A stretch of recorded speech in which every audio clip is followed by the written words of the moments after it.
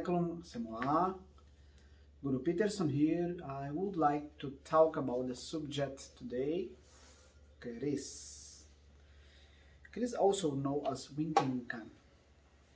There's few videos about this in Western language.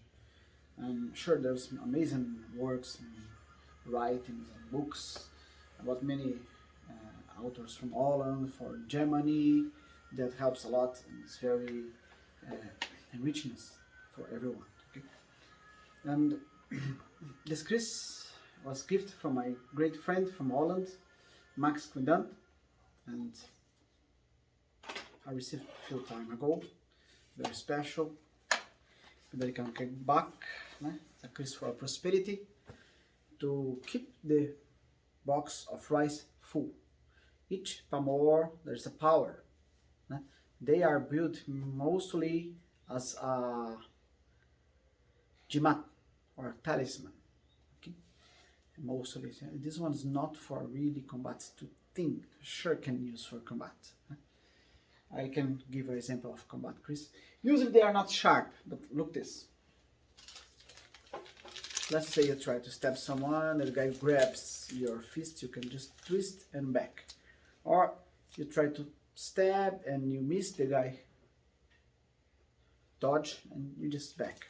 Okay, slicing is not a weapon like this. If you see anyone doing this, this person doesn't know what's for Chris. Okay, sure, I can use this movement for I'm coming, stabbing and hit and go to side, because I stab, you can even pull out with one finger. You don't need force. But if you chop, you're gonna break your Chris. As you see, it's quite sharp. And there's a very interesting thing about Chris is the sharp edge, or even there are many styles, okay? But if you see the lines, they are deep, treated with arsenic and warangi process, and the sharp edge is not really slim. It's actually like serrated. Why do so? Very respect when you pull and pull out. Try to gonna touch in waranka and sarung, and always thankful for its power and protection. They do depth lines because many tribes use poison and very tip, like 3-4 inches on the tip. So even a small slice or small stab that would be not deadly become deadly. And another interesting thing, we used to every Malam Jumat Kliwon offering some flower oil and incense.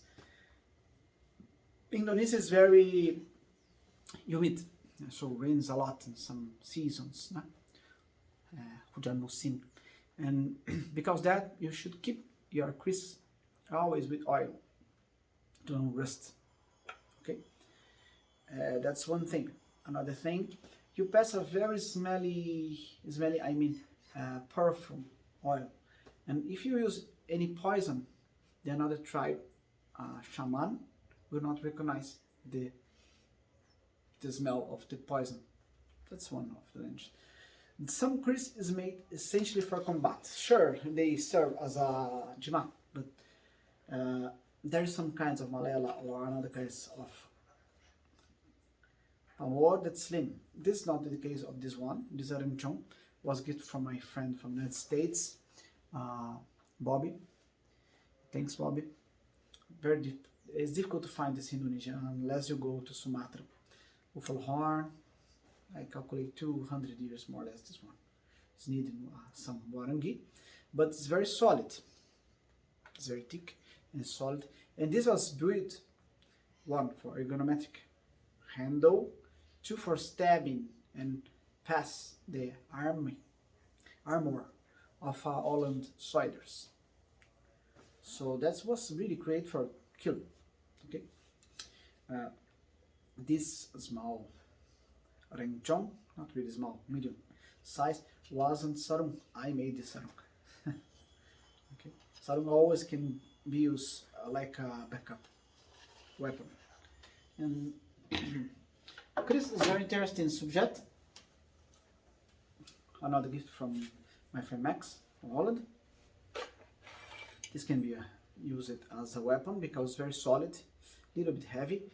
The Sulawesi Keris used to be just for combat, not just for, but for combat. Okay, very solid to see, and we can verify that not this style, but another style of waranka. This part resemble a flower, so represent the female, and this the male for fertility.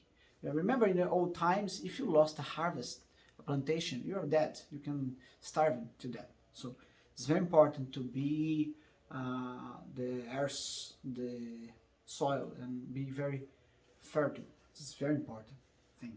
So see, is vital. You have lucky in your harvest. There are some special kind of Keris that it built in the ground. I'm gonna show you. Coles Sajin Keris. Usually small, can be a little bit bigger.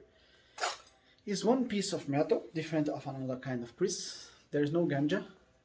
And this one is special for bury in the ground. For get lucky, to avoid earthquake, avoid volcano eruption, and give fertile harvest. There's human figure in the handle, very interesting. And sometimes they found in Indonesia, where when you are preparing the soil for the earth for some plantation, for example, and then the buried, some like that. It's funny. So this is very interesting subject, very complex subject. After 1700, the Islam entered Indonesia, and as any invader